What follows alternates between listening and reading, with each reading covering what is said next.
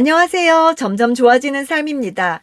2021년 말 주식 화랑기에서 모두가 높은 수익률에 환호하며 투자하라, 투자하라고 외칠 때 시장 분위기나 세간의 평가에 휩쓸리지 않고 철저한 데이터 분석과 시장 심리 분석으로 이후 다가온 주식 시장의 하락을 정확하게 전망함으로써 일약 스타로 떠오른 사람이 있죠. 바로 강영현 이사인데요. 한창 분위기가 좋을 때 폭락을 예견하면서 조심해라, 조심해라 하니까 별로 기분은 좋지 않더라고요. 낙관론자는 돈을 벌고 비관론자는 명성을 얻는다고 하죠. 그 말을 떠올리면서 그렇게 조심해서 언제 돈 버냐 하며 저 역시도 신경을 안 썼는데요.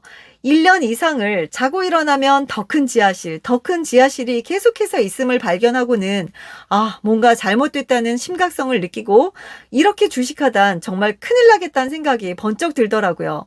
그러면서 자연스럽게 강영현 이사에게 관심이 가면서 항상 방어하는 자세를 갖게 되었는데요.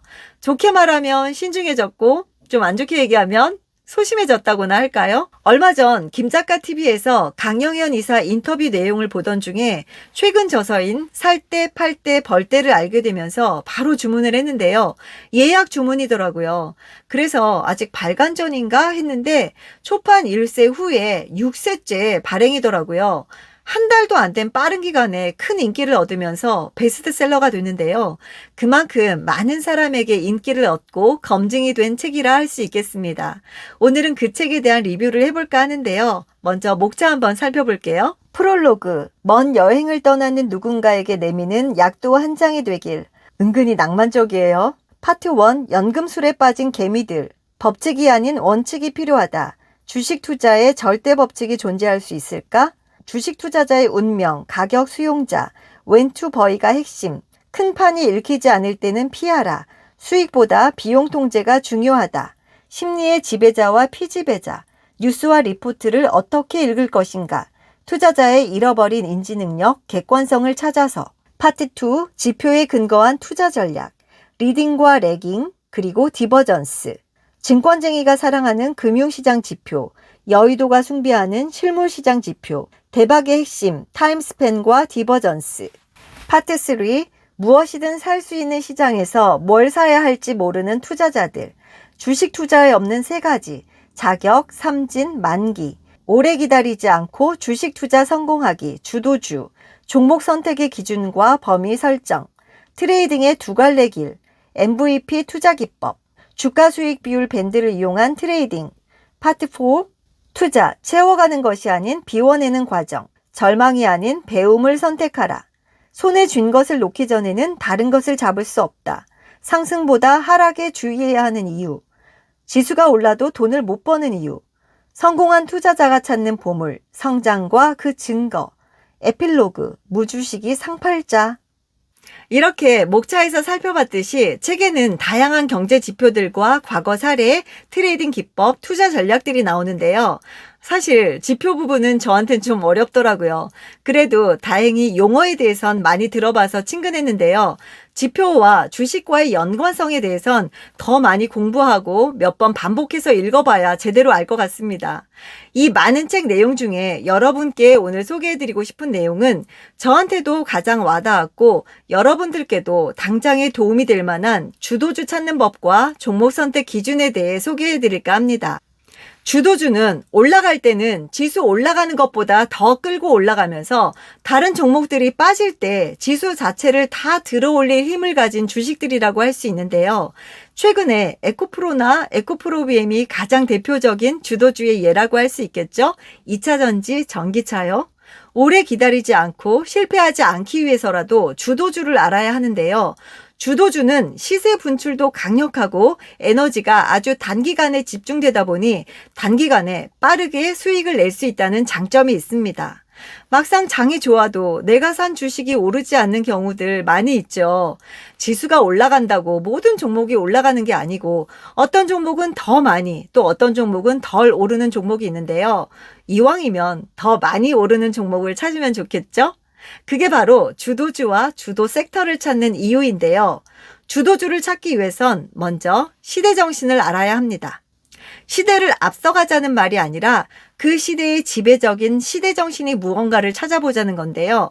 당시의 시대 흐름과 방향을 눈치챈다면 굉장히 큰 수익을 볼 수 있다는 겁니다. 그렇다면 이 주도주를 어떻게 찾을 수 있을까요? 가장 먼저 할 일은 매출과 영업이익이 꾸준히 늘어나는 종목을 찾아내는 건데요. 어떤 큰 위기가 왔을 때 또는 주가가 폭락할 때 매출과 이익이 지켜지는 업종과 종목은 받아서 사면 주가가 크게 상승하게 될 것이고 이때가 엄청난 기회라는 겁니다. 또한 주도주의 종목 선택 기준으로 4가지를 제시하고 있는데요. 첫째는 시장과 소통하는가를 잘 봐야 한다고 합니다. 돈은 잘 버는데 기업 IR도 하지 않고 리포트도 찾기 어려운 회사는 돈을 번다고 해도 그건 대주주에게만 좋을 뿐이지 투자자들은 안 좋을 가능성이 크다고 합니다. 둘째는 유상증자를 빈번히 하는 회사는 피하는 게 좋다고 합니다. 유상증자는 습관이라고 하네요. 10년치 공시 자료 중에서 유상증자 내역을 검색해 보는 것을 권하고 있습니다. 셋째는 매출과 영업이익 예상치를 항상 웃도는 기업이 좋다고 합니다. 매출이나 영업이익 전망을 내놓고 잘 지키는지 살펴야 하는데요. 과장이 심한 회사들이 있으니 약속을 못 지키는 회사는 믿고 걸으면 된다고 합니다. 마지막으로 넷째는 영업이익률이 안정적인 회사가 좋다고 합니다. 높은 이익률보다는 꾸준하게 몇 년간 이익률이 지켜지는 회사를 투자하는 게 주도주를 찾는 데 도움이 될 거라고 하는데요. 이렇게 주도주를 찾는 데 있어서도 재무제표는 상당히 중요한 지침이 됩니다. 단순히 퍼나 PBR이 아닌 성장률에 초점을 맞춰야 하고요.